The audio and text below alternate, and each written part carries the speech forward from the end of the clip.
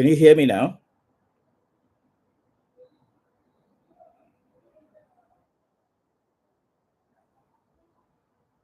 Okay, that's better.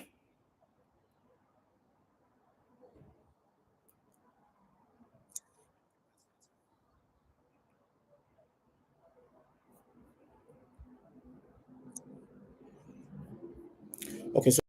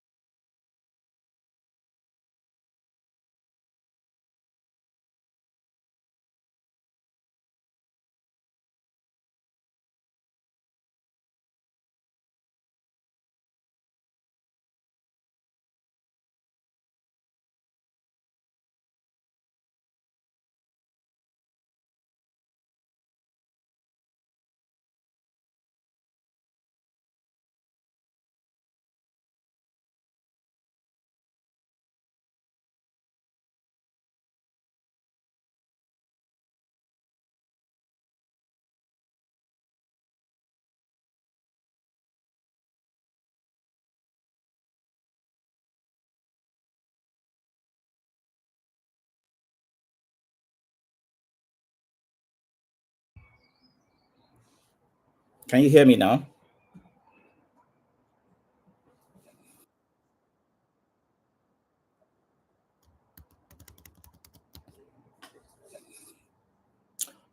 Okay, looks like it's better now.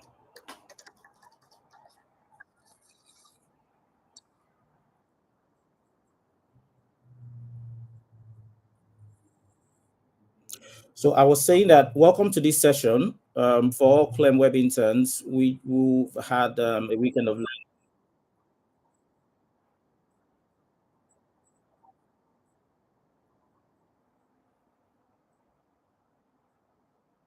I hope your sessions went well and you've had incredible time with Klemweb and the team.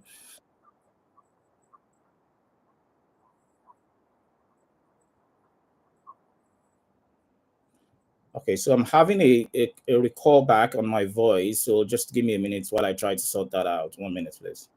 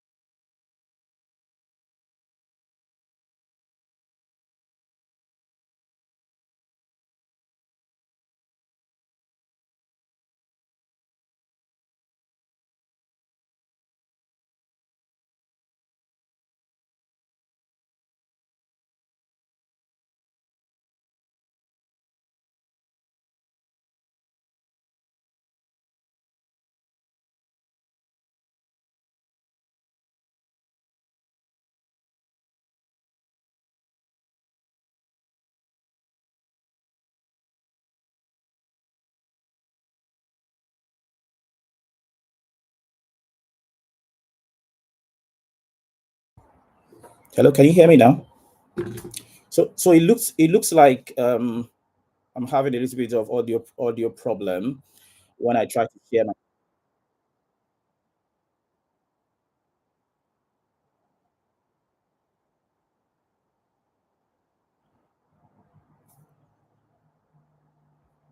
Okay, so and again, I'm still having a feedback on my audio, but let's see how we try to work with that. So today we're going to try to speak about essential soft skills for thriving career in technology. I know a lot of us on the call here, tech experts, and we would try to ensure that we speak to that audience and give you guys some of the tips that I've been able to use for a little bit of my career. So my name is John. I've had the opportunity of working in finance and tech, payment technology specifically in the last 15 years. And some of the experiences I've had, I would try to dive them to you. In place, if you have questions, just feel free to put the questions on the chat. We will work on that later, close to the end of the call, so that we can use some time to have conversations, get feedback if you want, and if you have any questions that I can't answer today, you can always reach out to your colleagues, or the guys who are taking you through your session. For this is for the interns in Klemweb. Just let me know, and then we can have a look at that. So let's dive into why we are here today. We are here today to talk about how you can have a good career, how you can excel in your career, how you can separate yourself from the good employee to become the great employee. I always say that core skills, technical skills, is what you do, right? And in today's world where there's AI, there is a lot of improvement. If you think you're very good at what you do, your technical skills, there are five, six, seven other people who are very good at it too. If you think you've got incredible tech skills, you've got incredible technical skills, you can write code, you can do a lot of things. There's a lot of people also who've got that same skill, and who are probably better than you are. But what separates the good from the great is those skills. Soft skills are the things, how you do what you do. So most employers these days, and the last two employers I've had, usually what they usually focus a lot on recently is people who've got very incredible soft skills. And soft skills can be anything. It could be the way you communicate. It could be your people skills. It could be if you manage people, it could be your managerial skills. It could be how you communicate. It could be stakeholder management. It could be how you solve problems. I was listening to a video, watching a video of former US President Barack Obama, who said young people, you have to have that problem solving skill set. It's good to be good at what you do, but if you've got the of solving problems, people would always spot that out. People, managers look out for people, employers look out for people who not only drive the execution of their core day-to-day job, meaning, for example, if you're a tech person, if you're a finance person like me, you can close deals, you can do what you like. Or can you combine that with good soft skill? That's what separates the good from the great.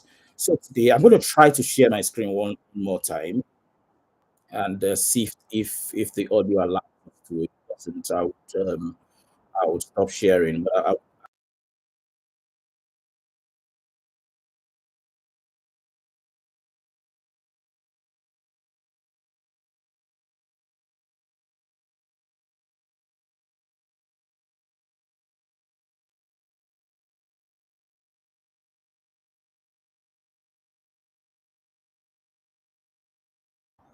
it looks like whenever I try to share my screen, I get that. So anyway, that is too bad. I created myself and Fuluka created incredible.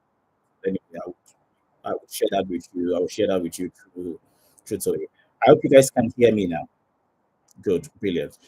That's good. So I would walk through my slides, and I would share the slides after. What I have is a proper conversation about soft skills. Now, in tech, in whatever you do, it's not about what you do, it's about how you build. How do you work with others? How do you have emotional intelligence? I know a lot of people talk about this communication, collaboration, stakeholder management. I was discussing with somebody, I think earlier this week, one of my colleagues at work. It's like an overflogged terminology. Oh, stakeholder management. What does it mean? They are buzzwords. But in the corporate world, those buzzwords actually matter. And what people like to see when they work with you is those subtle skills here and there that make you separate from the next person. So technical skills can help you build solutions, but soft skills will build your careers. And I'm not talking from maybe I just feel like I put some things online. This has worked for me. I've had good experiences. I've had bad experiences in my career. Early on in my career, I usually focus on being very good at what I do. I pride myself. My background is finance, so I've got some accounting background. If you know anybody who's doing accounting, we're very good with crunching numbers. We're very good with historical figures, crunching numbers, doing forecast, doing a lot of things. But what happened over my career is that as I evolved in my career, I went into business development. I was brilliant at closing deals. I would walk into a deal and I'll close it. I will get you to sign on the dotted line for me and I will walk out. And I focused so much on that and I just ditched away my core skills, believe, my soft skills. I'm good at what I do. Come on, I'm very good at what I do. My job should speak for me. You see my numbers. You see how much you bring in. Now, there is a place that will work for you. But as the world evolves, and AI is incredible. Now, AI is going to separate the good from the great and work with me here. If you're good at crunching numbers, I have AI tools on my laptop, right? Who can crunch numbers faster than you can. I can give you 10 spreadsheets and say, go and do analysis for me, go and show me trend analysis, go and dig behind the data, go and crunch numbers, give me whatever statistics. There are tools now that will do that for me in what, 2 minutes. Far more than you are.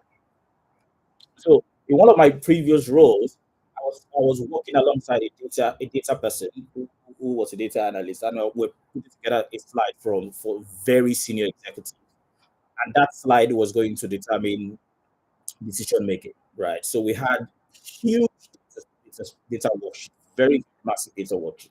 In fact, that data worksheet contained numbers, projections, profitability, deals in the pipeline for over 150 countries. And one of the guy who was doing the data mistakenly in a row, just one a column. While he was crunching the numbers, and this took him about what 6 7 days, he hit a row because he's human, right? And then we presented, and then the following 2 weeks, we were going to present those numbers again to very senior people.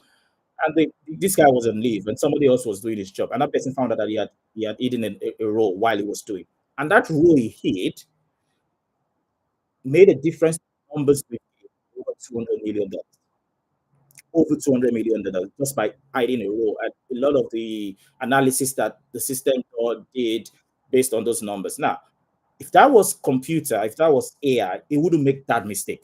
AI is infallible, right? Meaning that it's a system. It will spot everything. It will dot your eye. So, in the finance world and the tech world, and the same with coding, people are leaning. I follow this guy, and if you're a tech person, there are some people you should follow on LinkedIn, on whatever social media.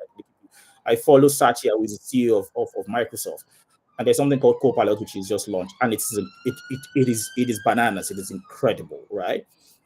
And these days, if you just put that Excel on Copilot, it will crunch those numbers for you. So I do not need to be scared that my data analyst is going to mess my numbers up because the system messed up. Now, that data analyst whose entire career has focused on his core skills, what is going to make him different from the next data analyst? What is going to keep him on the job? What's going to keep him on the job? It is soft skills because AI cannot do people management. AI cannot put together a brand. AI cannot communicate effectively. Cannot do effective stakeholder management. Cannot do emotional intelligence. As the world evolves, and you think you've seen anything from AI, you've got a lot coming. Because what has happened is the biggest boys in the world when it comes to tech are incredibly keen on AI. So Elon Musk, Microsoft Satya, these are the ones I know. Mastercard, Visa, some of the biggest boys. You know why? Because it just gives you that air of infallibility. Because if I can use a computer to crunch numbers, why do I have to hire 4 or 5 people to sit there and be data analysts? Now, what AI not do, or at least in my lifetime, I'm very old, is have this human element. So though you are a tech guy, even though you're somebody who builds tools, even though you're somebody who builds solutions, who does cybersecurity, you're interested in behind the scenes. I have got a lot of friends in tech and work, and they'll be like, "Oh, just interested in the paraphernalia. I just want to work behind the scenes." You can't work behind the scenes anymore because the computer will work behind the scenes. What's going to set you apart from those people is your people skills, it's your ability to communicate, it's your ability to have a personal brand, it's your emotional intelligence. Can you solve problems? Can you effectively manage people? Are you adaptable to situations? Those subtle soft skills really matters. Now, that is on one side. Employers these days, and I'm going to give you two examples, two of the last organizations I've worked for, and if you've got a pen, write this down. At the end of year, when you do your end of year appraisal, right? 50%, if you are a non-sales person, 50% of your total year-end score is based on core skills, your technical skills. So I was good at writing this code. I was good at providing this payment. I was good at this. I was good at that. At the end of the year, every KPIs, your objectives, are crushed into 50%. The other 50% are your soft. How do you collaborate with? Do you think big? How do you manage stakeholders? How is your communication? I mean, this is enshrined into the process. Now, if a salesperson, now, in the past, if you've worked with any salesperson, like sales guys in banks and tech, guys, business development, who go and sell what the back end guys produce. If you're a salesperson, 75%, and before, sales, once you meet your target, once you hit your target, once you make money for the bank, once you make money for the tech organization, maybe somebody developed a solution, a tech solution in MasterCard or in Microsoft or in Facebook, in Meta, and all of that. Some guys go out to sell it. They commercialize it. They call it commercialization. They go out and sell it, and they ensure the drive numbers. Now, at the end of the year, you might say, "Come on, I've killed it. If my budget was to bring in $500 million, I've killed it. I've brought in 600 million. Good for you. That entire 600 million is 75% of your end of year approach. If you're shit when it comes to your soft skills, if you score a 5 at the end of the year, you do an 80. Now the guy who scores steals 5 out of 75 and does a 25 or does a high number on his people skill, on his effective communication, on his personal brand, on his emotional intelligence, or with more bonus or whatever promotion than you will do. So one organization to trend towards this path and they start to enshrine these into their culture, it just shows you that technical skills just alone is no longer enough. Because there's a thousand of, if you go to some of these countries, go to India, go to African countries, they are terrific coders. These guys can code, they can put numbers, they can use solutions that are fantastic, right? But you're saying that's all you bring to the table. If that's everything you're offering in this age and time, it probably is no longer enough. Now, there are some clear, I'm going to talk about 5 soft skills today, and there are 1,001 soft skills. You can always find more about that. But I'm going to focus on just 5. The first one is clear and effective communication. The second one is building confidence in personal brand. The third one is emotional intelligence and problem. The fourth one is effective stakeholder management. And the fifth one is adaptability and continuous learning. So I'm gonna just speak on this. The first one is effective communication. How do you talk like a pro and connect like a friend? How do you speak without sounding like a machine? Speak clearly. Say what you mean. Ditch the jargon. If you're in meetings, and I always tell people, if you're in meetings and you're a tech person, and you come and you start talking about code and you're throwing jargons, you're not clearly communicating. You're saying, "Oh, that shows how much I'm very good at what I do. I'm gonna throw out some numbers." Communication should be clear, simpler. Then also be memorable. Use stories, use examples that stick with people, that resonate with people. People will not remember all the jargons you threw around, because if I sit in a tech meeting now, maybe I'm a decision maker, and a tech guy comes to the or a finance guy comes to about his numbers, and I start to throw the X, blah blah blah, all these jargons at me. I'm just going to sit there and I'm going to zone off, because what have you said to me? Do you know if my own level of understanding, if I understand those jargons, if I understand those complexities, it might make you feel, oh, I went in there and wowed them. No, you haven't. I want to chat with you like you're my friend. I don't want to talk to you like you're a machine. If I wanted to talk to you, I'll call it, I'll speak to a machine. I want to talk to you like a friend. I want to remember clearly when I leave that meeting with you, what you told me, what you said, what you've communicated. The next thing is you have to master non-verbal cues. When you're speaking to people, you have to look confident. You have to sound confident. Trust me. I was telling somebody who was having a chat with me in a session, and I was like, "Oh, John, I sometimes I'm not sure about what I'm saying." And I told him, I said, half of the people you're presenting to don't know half of what you're saying. People are not as what's the word, highly intelligent as you think they are. I'm not saying don't know your stuff. I'm not saying don't be good at what you do. I'm not saying don't do your research. I'm not saying don't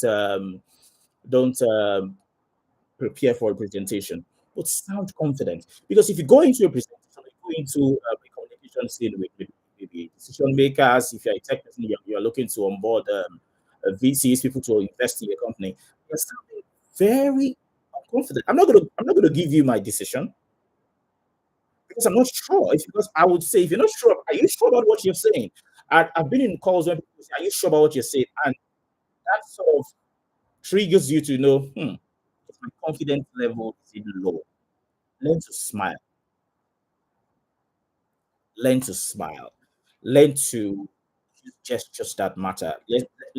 Don't let it be so robotic that people cannot connect with you. If somebody across the room cracks a joke, laugh, right? Smile.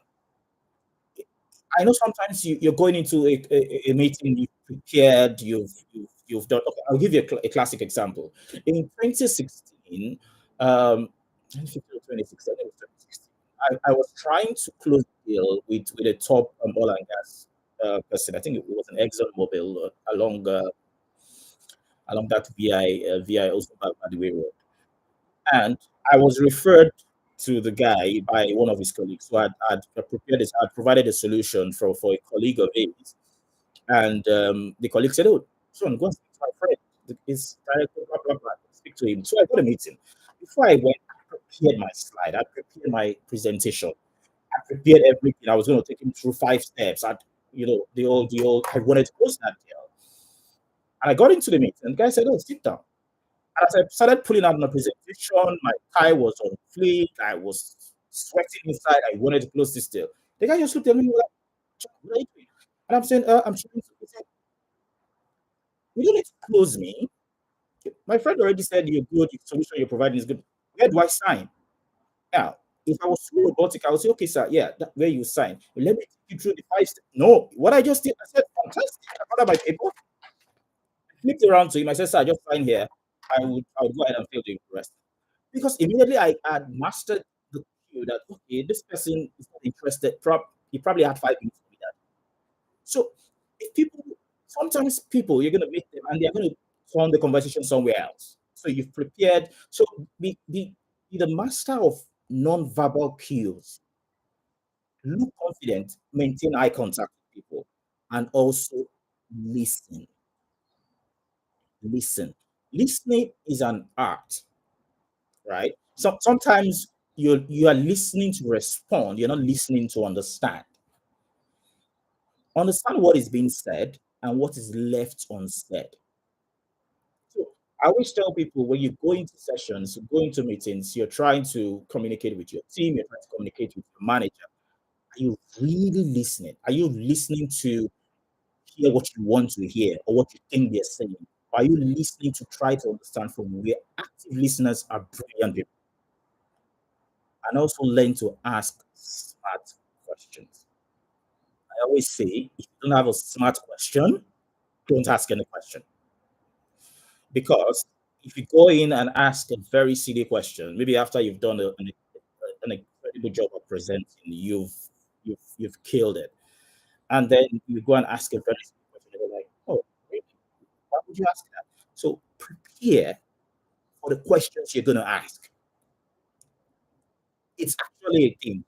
Whenever I'm going to an interview, for example, if I want to go interview for a job, I prepare the questions I'm going to ask you, because people sometimes when you ask them very smart questions, it tells them a lot about you. It tells them about how curious your mind is, how your mind works. Asking smart questions actually matter.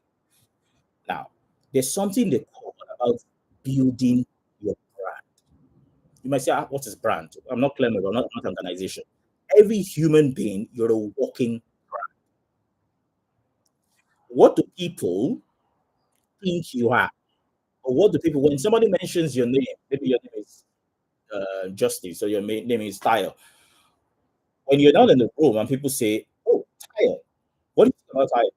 Your brand is what people say about you. And your brand, I'm gonna split it into three things. It's one about confidence. Own your stuff. Now, some people, I know most of us on this call are probably Nigerians or Africans. Some people believe I need to be very humble. There's a difference between arrogance and confidence. They're two different things. Sometimes we mistake them, or we take them for the other one. Confidence is preparing, knowing your stuff, and owning your stuff. Arrogance is flaunting that stuff, right? Rubbing it on people and say, oh, that is arrogance. But when somebody is confident, you can spot it from a mile off. How do you build confidence? Speak up in meetings. Speak up. Share your ideas. You might have a very incredible idea, but if you don't speak it out, people would not know you've got that idea. And the more you speak in meetings, and I'm not saying go into meetings or go into organizations, start to waffle, start to go into some meetings, and some people are like, I'll just say, man, can you just shut up? No, I'm not saying people like that. I'm saying learn to speak up. Somebody said in a meeting, has anybody got any? If you've got an incredible idea, share it. People would pick that, and that builds your own confidence. Because when you share an incredible idea in the session, oh, that was fantastic. Guess what? The next time you go into a meeting, your confidence level has gone up a notch, and then you can feel like, oh, I can actually speak. Number two, know your audience. Now, if you put a pen, I'm going to ask you to write this down. WIIFM. What it means is what's in it for me. WIIFM. When you say know your audience, and I'm going to spend a little bit of time here. It means what matters to this audience. Everybody is inherently selfish, right? When you go into meetings, when you go into sessions, everybody's selfish. When people sit down across you and you get them into an engagement, they're thinking, what is in it for me? So I'm going to create an example. So say you are a web developer, you developed an online chatbot or something for an organization, and you are going to meet several stakeholders across the organization. You have to drill your messaging to the people in the audience. So if you're meeting with the business development team, right, you have to say this stuff I've developed, this app I've developed, this website I've developed, or this cybersecurity solution I've provided. How does it matter to a business development guy? A business development guy is interested in money, in sales. So you have to look for an angle of that solution you provided. How does it meet his own need? Because if you go into a meeting about maybe cybersecurity solution you provided, a web you've developed, an app you've developed, you want to sell, and you're telling a business development guy about something like audits or to make fraud reduce, the guy's going to look at, He's not a fraud guy. He doesn't care about fraud. You have to look at what is in it for him because, like I said, everybody is inherently selfish. If you go to a meeting with somebody who is a fraud detection guy or compliance or internal audit, guys who are more about control, right? Regulations and all that. You have to again find two. I always say you can have one solution and you can have multiple slides. So for example, you've provided a cybersecurity solution. You want to go and pitch it to an organization, a school, a bank, a fintech, or whatever it is. Ask questions about who are going to be my audience. Somebody says, "Oh, uh, Jacob, come and present that solution you said."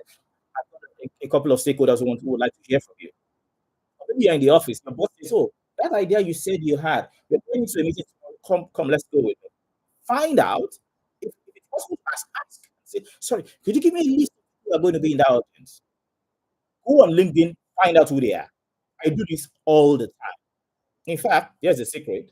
I'm sure most of you probably could be looking for jobs in a job seeking phase. If people call you for an interview and they say, come for an interview, go and check who they are on LinkedIn. Things I always look out for. Who are they? What has been their career like? It's a cheat code. What are the posts they put out on LinkedIn? Guess what? I would fine tune my answers. I'm sure most of us know about the STAR technique about interview, and this is not an interviewing session. I'll fine tune my answers based on your personality because I'll connect with you. So if you're somebody who, for example, I noticed you've worked in a particular organization for 25 years. So I go on LinkedIn, I see, oh, okay, I want to interview with ABC Bank. They say the person who's going to interview me is the head of IT for ABC Bank. I go and look at this guy has been with ABC Bank for the last 5 years. Guess what that person said? That person's one thing about that person is loyal. He's been in one organization for 20 years. I would see how he's grown. Where did he start from? Did he come in as an intern? Did he come in as an assistant and has grown? Now, when he's asking me questions, I'm going to build it around loyalty, about incredible growth. If the person who is interviewing me is somebody who is a job hopper, right? He's worked 2 years in KYC Bank, he's worked 3 years in ABC Bank, he's worked 5 years in right. I'll be like, if you're asking me, so why should I hire you? I'm looking for change. I'm looking for the next thing in my career. I know you can learn from multiple. You're going to build your answer. That is a cheat code. You know why? There's something in our brain that is wired to connect with people who are similar to us. But you walk into the guy who has spent 25 years in in ABC, right? And he's asking you, why should I hire your stuff? And you're saying, oh, because in the next 2 years, I want you to do this. And if I don't do this, that doesn't connect with him. In fact, be like, oh, really? He's gonna you have to understand your audience. What matters to them? Who are they? What's in need for them? What is their personality like? So that's my first point. The second one is ensure you build your brand. The first thing about building your brand is be authentic. Be authentic. Know your strengths, right? Know what you're strong at. Do not overpromise. Don't say, oh, I'm very know what your strengths are. Know when to say, I'm not so brilliant at that, but I can connect with somebody who is. People love authenticity. Authentic. Know your strengths. And whenever it is time to show off your strengths, let it shine, let it loose. If you're good at something, put up your hand and say, oh, I can help with that. I'm very good at that. Know your strength, be authentic, and always show up consistently. There is a quote that says, tackle what others avoid. You see that thing everybody is running away from. It's too difficult. See, I'm not going to go near it. Focus your attention on tackling it because people will pay anything for people with complex problems. So your personal brand, people will be like, oh, that guy. Do you remember that very difficult situation we had in the organization some months back? He was the one. He went head on and resolved. Show up when it matters. Show up where it matters. Listen to me. Show up when it matters. Show up where it matters. There's some places that do not matter. always tell people, focus your strength on people that matter, right? If somebody, I said earlier, I said people are inherently selfish. You have to be selfish about your career also. If you know this person isn't really, is that person a key decision maker? Is that person going to move me from point A to point B? Show up when, because there is enough for just 24 hours in a day. So you've got a limited bandwidth, right? If you're seen as showing up everywhere, they call this one you're there, that one you're there. You become like, oh, sorry, do you know what you're doing? Show up where it matters, show up where it matters, but where it matters. And also learn to network. Networking is a secret weapon. Start conversations, say hi to people, ask questions, follow up. See somebody in a meeting, you came out of the meeting, walk up to the person, hi, hello, I've not met you before. What do you do? Try to connect with people and also find mentors. I always call mentors your personal board of trustees. Mentors are people who will help you grow and who are interested in your success. If you're starting out, I wish somebody told me this thing 10, 15 years ago. If you're starting out early in your career, find mentors who would help you grow. But note, ensure there are people who are interested in your success. Right? You can't say, I want that to mentor me. Somebody interested. Look for people who are really mentorship and mentorship should be a symbiotic relationship, right? You're interested in what your mentor can offer you, their wealth of experience, their network, and everything. Also, they need to be interested, they need to be invested in your success. So create your own personal board of trust. And one thing I usually do for my mentor, or when I want to pick a mentor, I do two things. I pick mentors who have skills I don't have. I'm going to say that again. I pick mentors who have skill set I don't have. Right? So if I know I'm not good at maybe tackling stuff like for example, I always my wife says I always have a guy. Call me and ask me anything. I've got a guy. Why? I know where my limitations are, right? And I've got a very. If you ask me anything about tech, one people I can call. Toy is one of them. If you ask me about finance, finance is my world. If you ask me about healthcare, I've got one two people I'm going to be able to call. Always have people who mentor you or a network of people who are interested in you and sometimes have the skill sets you don't have. So, for example, if you're not good at presentation, you're not good at writing, you're not good at communication, collaboration, and all that, look for somebody who is really good at it so that they can plug those inadequacies you have. If you look for people who are like with you, you wouldn't see a blind spot. Look for like somebody who is exactly copy and paste like you, they wouldn't see a blind spot. They wouldn't. I wouldn't want to. If I want to have I've got mentors in finance world, but I look for people. This person in strategy, this person in sales. Skill sets I think I do not have, or I think I aspire to have, is what I look for. So that is very critical when you're trying to build your brand. And what that does is these people can tell you as it is. You come to them and if somebody is very good at, for example, at maybe presenting and all that, speaking, and you come to them and say, okay, talk to me, convince me, try to sell to me. Because they're very good at what they do, they will tell you where you need to tweak this one. No, this one to do it better. But if they're exactly like you, you're not going to see your blind spots. So that's why it's usually good to bring out people, be very, very select. I said told someone, mentorship is like going into a romantic relationship. Be very selective for people who want to mentor you. Very selective. Take it seriously. Study them. Talk to them. Look at their career. Look at what they can offer you, and then approach them. You have to be because your mentors can open doors for you that if you keep knocking for 10 years, you won't get it open. They'll just push it open for you. And it has happened to me. I've had situations where I've been stuck, like literally stuck. I don't want to say just come out. This is my guy and this is my boy. And doors will open. It will take you into rooms you would never think you can have access to. That's what mentors do for you.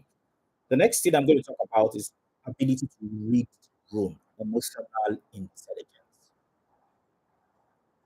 Know yourself, spot your emotions, recognize what triggers your emotion, control your reactions.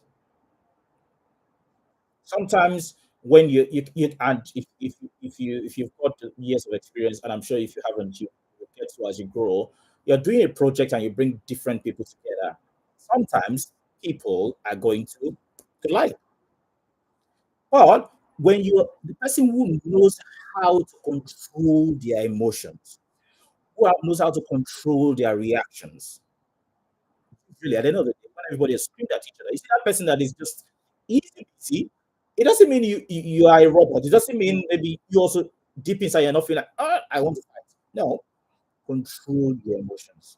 Also, observe, notice body language, notice the tone of people. Sometimes you notice somebody's tone, and that person is probably teetering on the border of being aggressive. Your ability to bring that person as I was in a session a couple of weeks ago when I was taking a session on culture, and I had in a session people were listening to me, a colleague and his line manager, right? And so we're speaking about culture. I was leading the session, and that young man, and if you know banks, I work in the bank. April is our year where people are promoted, things happen. And that young man was I was talking about culture. And he tried to bring in his year-end appraisal process, and he was saying things like, "Oh, John, I've got a question for you. Why is it we are talking about culture, this organization, blah blah blah? Why is it at the end of the year some people are more what's the word? What's the word they use? Some people are more favored than the others. You work so hard because people do you do the same level of job. You do this and that. But when it comes to the time for appraisal, this person gets more than you, bonuses, and it's also sitting right next to him, right? The person who did his appraisal.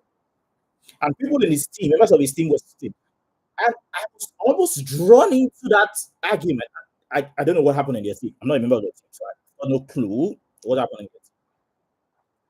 And I was almost, and I could see it was settling on blowing up because it probably has had a lot of pent up emotions. And a line executive was in the meeting also. So he felt this was the best time to, I want to make, was that the best place to do that? Because his manager's boss was in the room. How do you think that conversation is going to go next year? Right? So I just got in the guy's name. I'm like, and what I just tried to do was like, oh, let's have a talk about that later.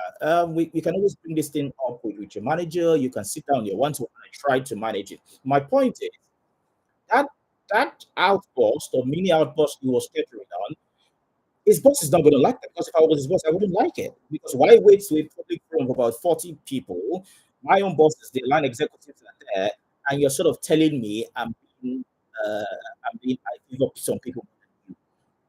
Ensure you know how to read the It's not the right place. It might have valid, I'm not saying some bosses can be absolutely, I'm having a fair share of them.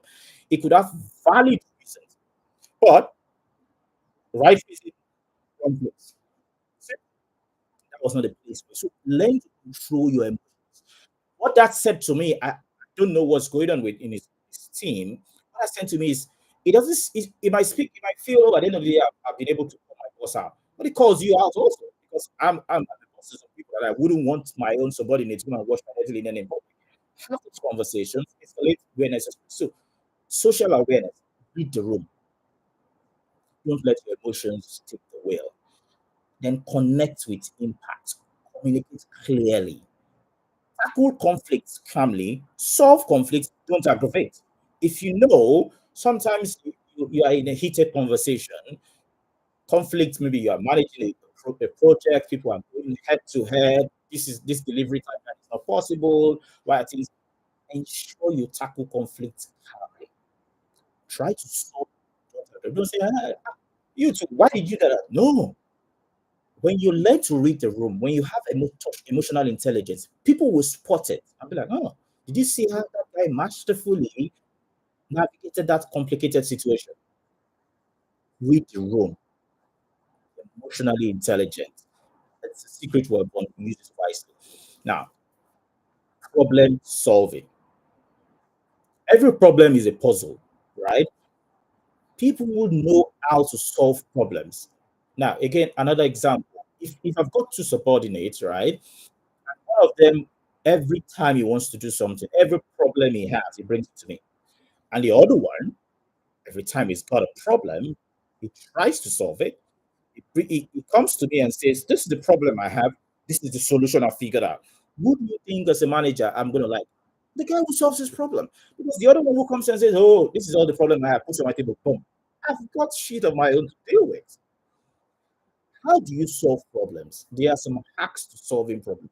First thing, define the problem clearly. What's the real issue? Specific. What's the actual issue? Drill it down to the last. Oh, somebody will come and say, "Oh, this project is not going anywhere." That's the problem. No, that's not a problem.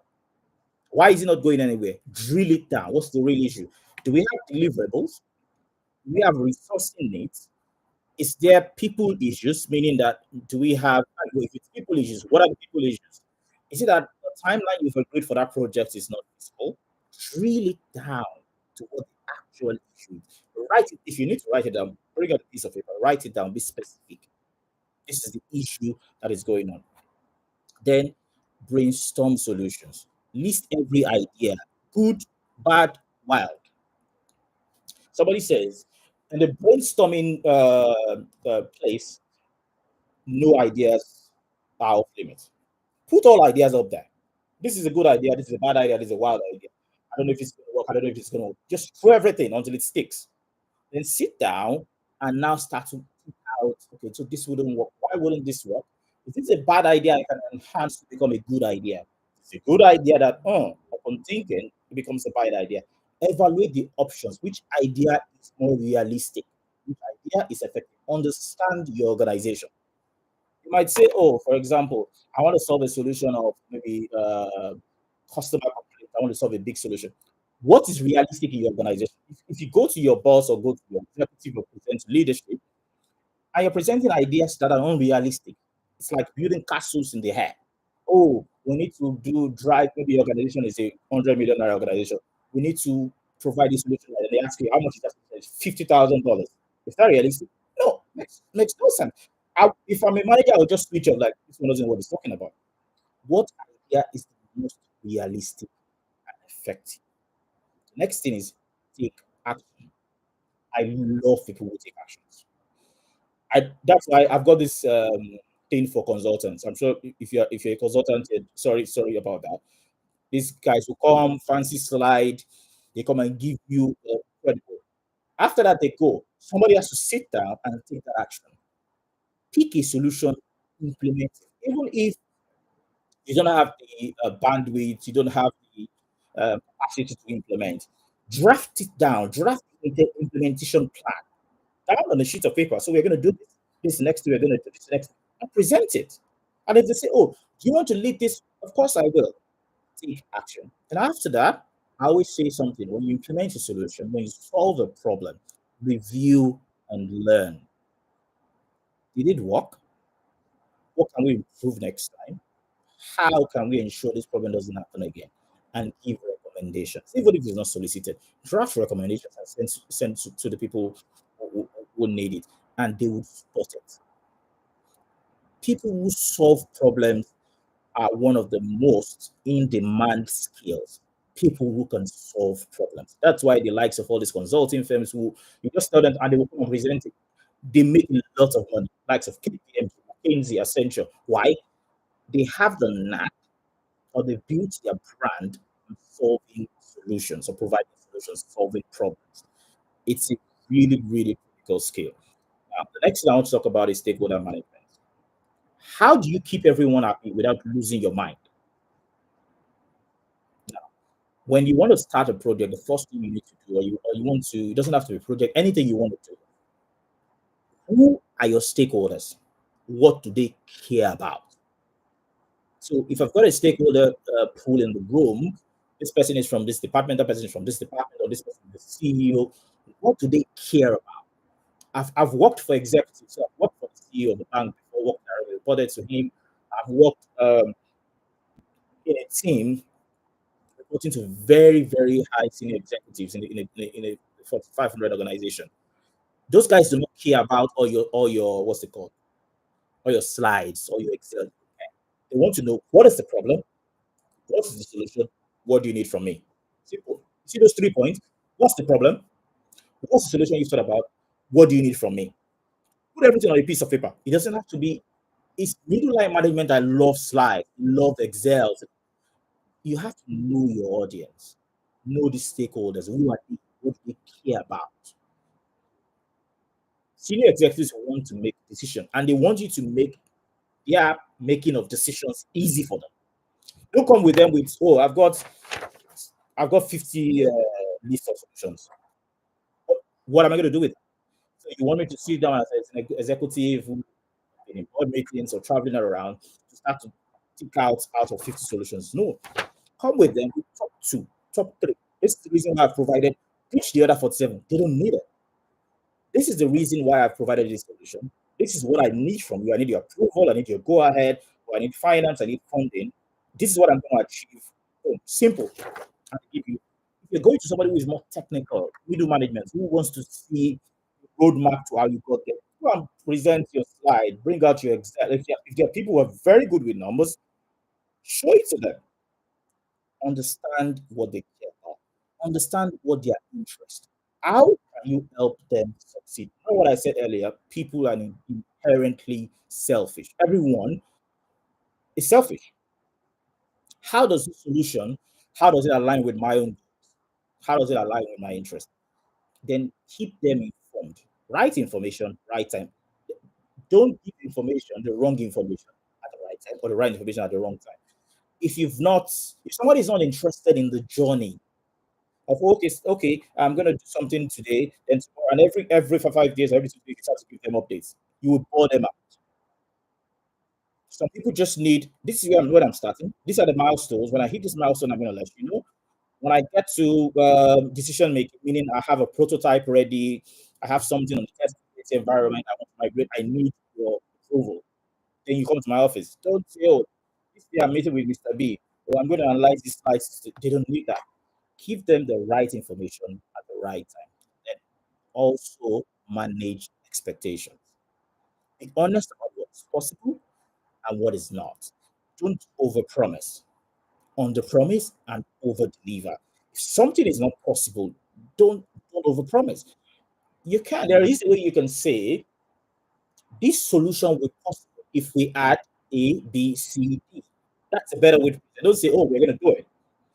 Because when you overpromise and people's expectations are this high, and when it's time for you to deliver on those expectations, you give them something low. People don't like their expectations not being met.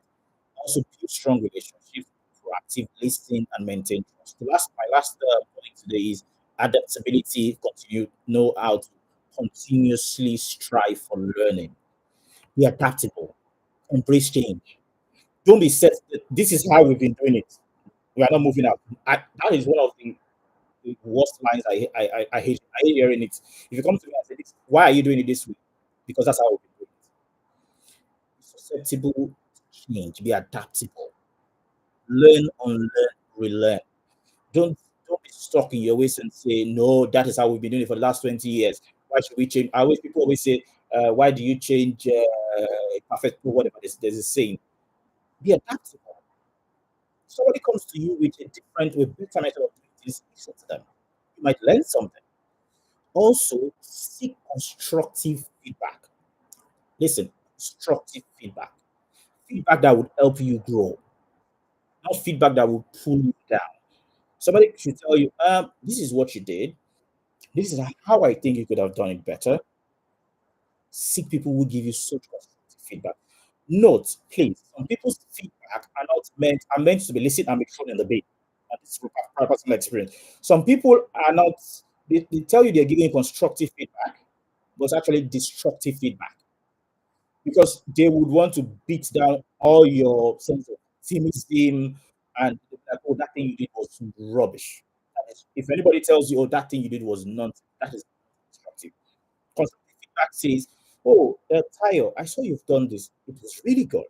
Um, Next time, can we just do it this way? I think if you've done it this way, it would have made your job much easier or you'd have delivered a much better result. That's constructive. So learn how to spot constructive, learn how to sort because destructive feedback, if you're on 50%, you know, 50%. If you get a constructive feedback, it can return you to zero, kill your confidence.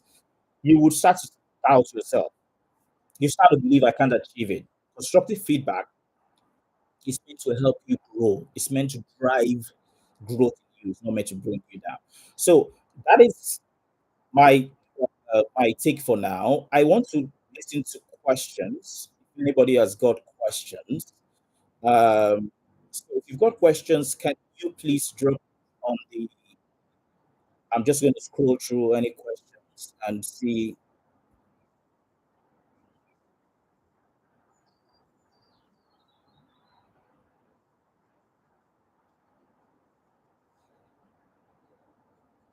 So if you've got questions, this is the right time. Just drop it on the chat. I would yes, I would share the slides. So yes, trust me, I had a very beautiful slide.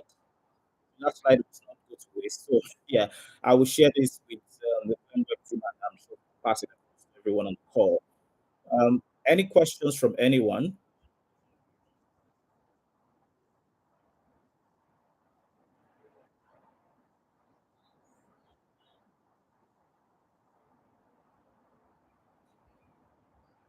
Okay, so if there are no questions, I would just round up. But one, if there are two things I want you to take off from today, is be very good at what you do. Master your technical skills, right? Very good at what you do. Some people cover up for inadequacies of the core skills because the core skills will get you into the job. The soft skills will keep you on the job. So master your core skills. Somebody's saying, how do you get a job using soft skills? Most times it's not a requirement in job in interviews. Now, for interview purposes, I gave you an example of what I usually do. One soft skill is I do my research. So if somebody interviews, sends me an interview invitation and say, this is the people that are going to interview you, I go and research on them. What matters to them? I treat them like a stakeholder. I go and look at all their posts. It's not stalking. I go and look at all their posts on LinkedIn. What matters? And it's okay. Sometimes people would even tell you to come and meet the team. Go and look at people who are members of that team. Right? It helps you identify who they are and connect with them. So while it's not written down as soft skill as any, it's not written down anyway. It probably isn't. But your ability to connect with the person interviewing you. I've started interviews where the person talking is just as if the person has gone to research on me. And the guy did a very good job. Guess what? The guy got the job. Why? Because you need to know what matters to people. Again, I say it, people are inherently selfish. When I'm trying to recruit you or I'm trying to you're an interview, I want somebody who is like me. I don't want somebody who's going to come in and give me a headache. So it matters to me. That's how you can use soft skills during interviews. What is the greatest mistake you've made? I think I said it earlier. Beginning of my career, I always focused on my core skills, and it burnt my fingers. I would just lock myself in. Like I said, I've got a finance background. I would lock myself in and I would say, I'm going to solve the problem. I'm going to close deals. I'm not so much of a social person. So when people are saying, can you come and join us? Let's go catch up. Or the boss is having a wedding for their child. I don't care about all those things. All I want to do, I want to do my job. I want my fingers. Because people tend to remember, you see, I'm not saying go start to drink beer or whatever. Learn to connect. I'm more of an introvert. So now if there was something I could change, a mistake I made earlier in my career is I focused so much on my technical skills. But thank God somebody spotted it out to me. And, yeah, it has helped. How do you deal with a toxic workplace while maintaining the source? You have to recognize when the toxicity, what is the reason? Sometimes people say, oh, my boss is toxic towards me. Understand what your boss is trying to communicate. Stakeholder management, try to manage him. Like, what is he really saying? Again, is he saying I'm doing my job and I'm not communicating properly? Is he saying they spot what the issue is, and some jobs are not redeemable, right? So I'm not gonna paint blues and roses for you. If you see that toxicity is affecting you, listen, your job is only a fraction of who you are. Your job is not your entire life. Your job is 20-30% of of you as a person. You've got family, you've got relationships. So spot the talk. Sometimes toxicity is maxed into us not doing the right thing. So try to resolve it, try to have conversations, build, listen to try to network. But if you see that yes, this isn't working, it's affecting your mental health, I would advise try to plan your exit. That's the best advice I can give you. Because what it does to you is it starts to kill your confidence. You start to be scared of going to work. You start to have sleepless night. No job is about that. So if you're in a toxic workspace, try to identify what is driving the toxicity. Try to identify what you can do. If you've tried everything and you think it's not working, or sometimes it's not a you problem. You have to understand when it's not a you problem, right? If it's not a you problem, then yeah, it's time. Now, how can we optimize LinkedIn profile? I'm not a LinkedIn expert, so I'll leave that to maybe pick that up with Williams. I'm not a LinkedIn expert. What about resume? What I usually do about my resume is if I've got a job that is being advertised, I don't have to have 100% of the skills on that job. No, you don't. If you have 100% of the skill, you're not going to grow. If you have 75% of the skills on a job advertised, apply for that job. Fine tune your resume to mirror what the job application is. So look at buzzwords. If for example, I live in the UK, and most of the job resumes are screened by 80 in the name by computer by AI. You're looking for buzzwords that match with what the job. So if the job talks about stakeholder management, I think of stakeholder management on the actual word. I'm not saying no, put it there. So try to. I'm not saying you shouldn't have one resume for all jobs. That's a wrong example.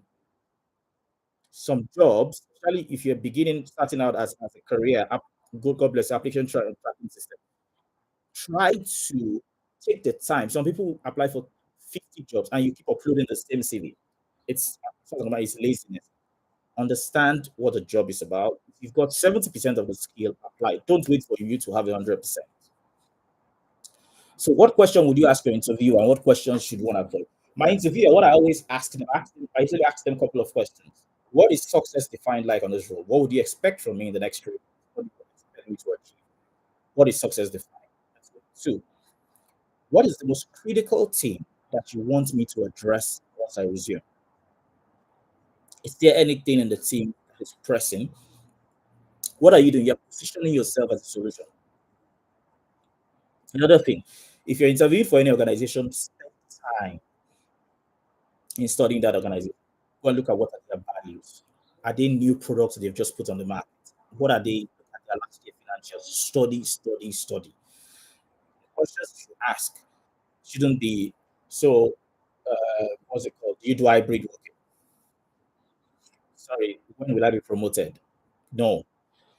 Pose yourself as a consultant. What is the top thing that is critical to the success of this team in the next 6 months? How do you think I can help achieve that? What is success defined like? What you're doing is you're seeing yourself in the role and you're offering yourself as a solution to whatever they are trying to achieve. So how do you get a mentor to mentor you? Many don't have a time. Keep approaching people. Keep approaching people. I've got times when I approach people and they say, sorry, not now. Approach. Drop people messages. Go look at people on LinkedIn. Send them inbox messages on LinkedIn, right? Engage with them.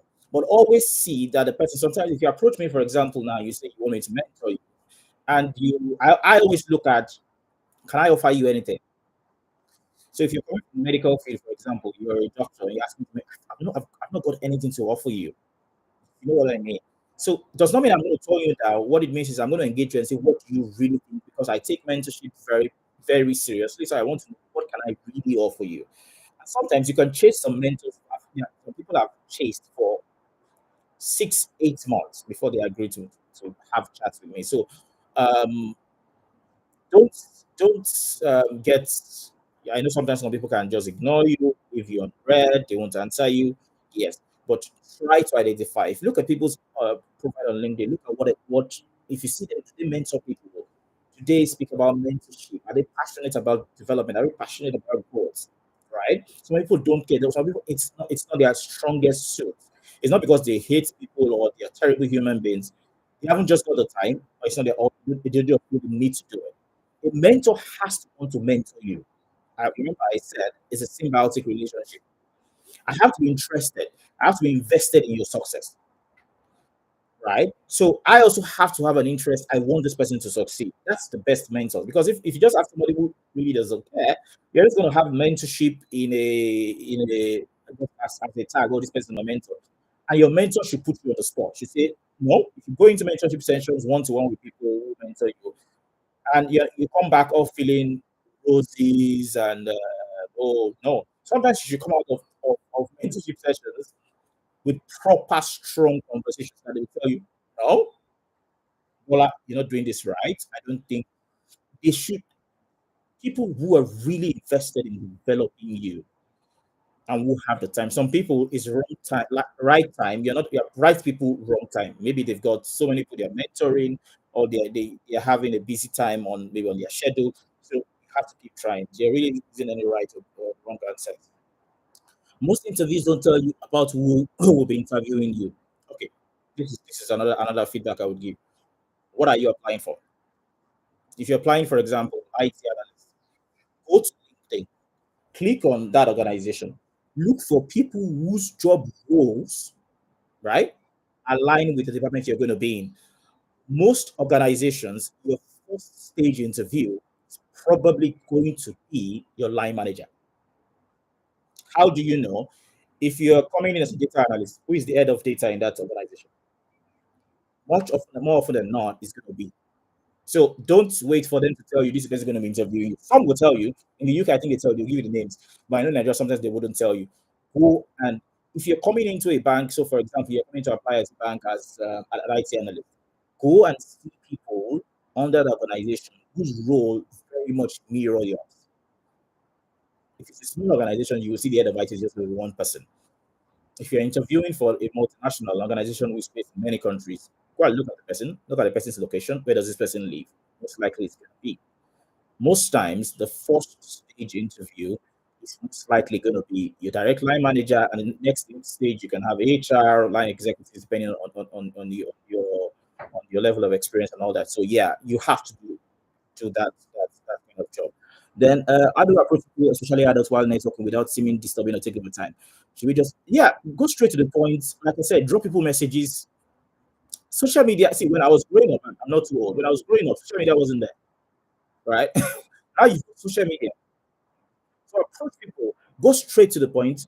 Don't say hello, hi, and wait for person to respond to you. Construct a proper message. Hello, good afternoon. I have followed your blah blah blah career. I feel you can provide mentorship. I'm looking for mentorship opportunity. Your career drew my attention. Tell them who you are. My name is XYZ. My name is Mary.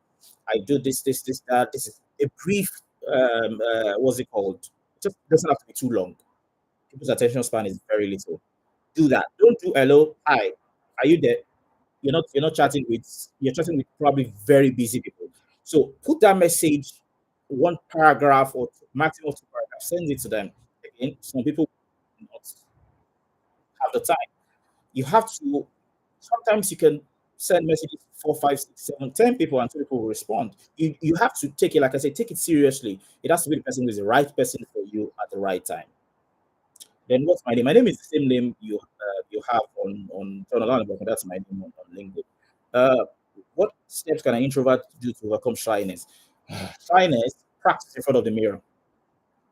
Prepare. I'm an introvert.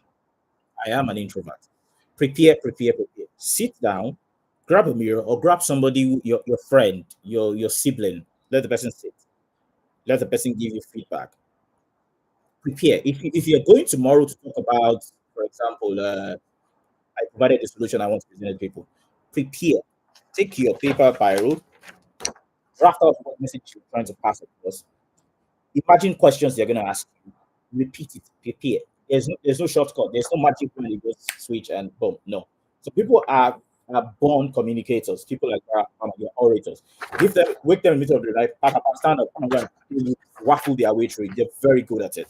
But if someone like me, I'm an introvert, I'm very shy, but I prepare.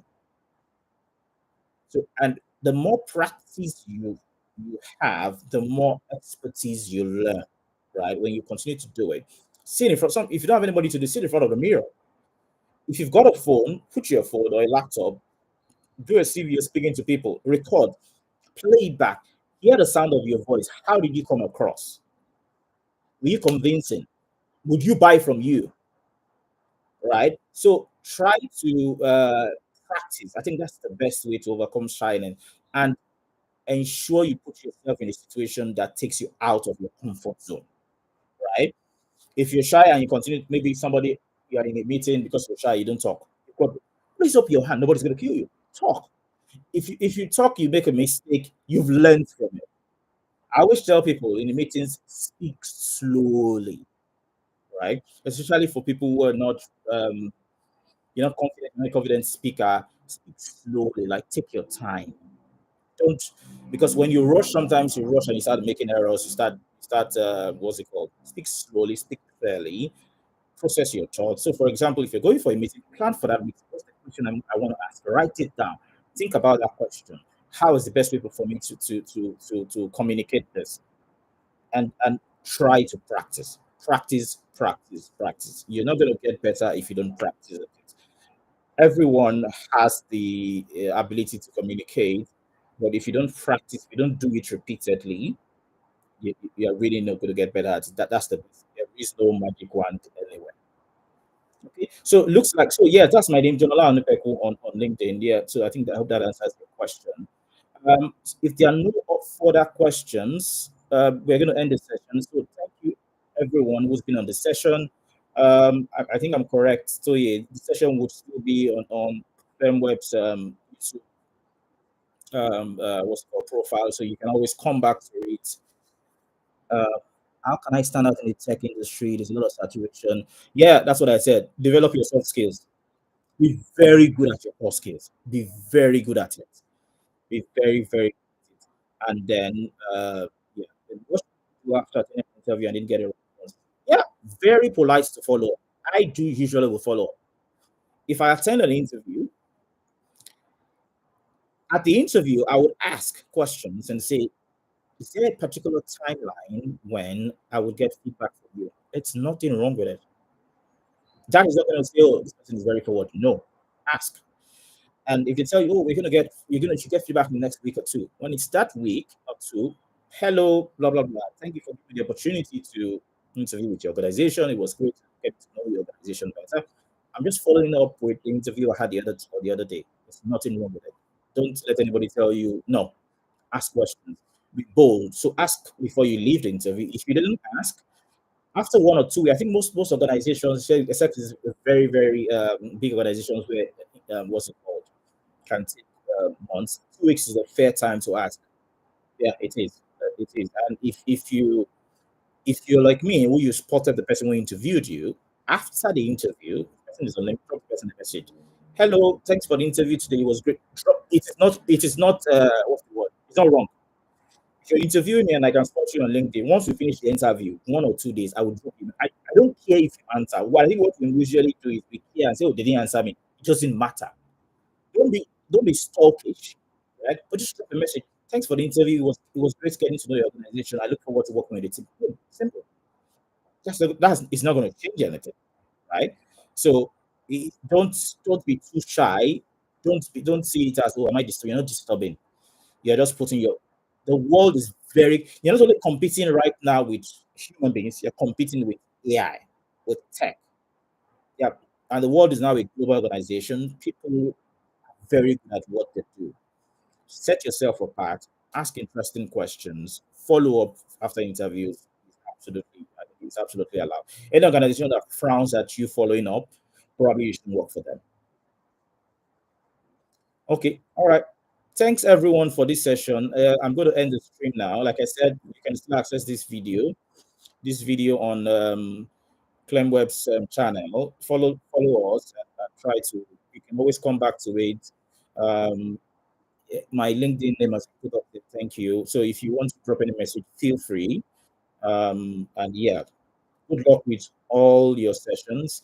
And for the interns, well done. I get updates from the team, I think every week, and incredible work you guys are doing. Thank you very much. Have a good rest of the weekend.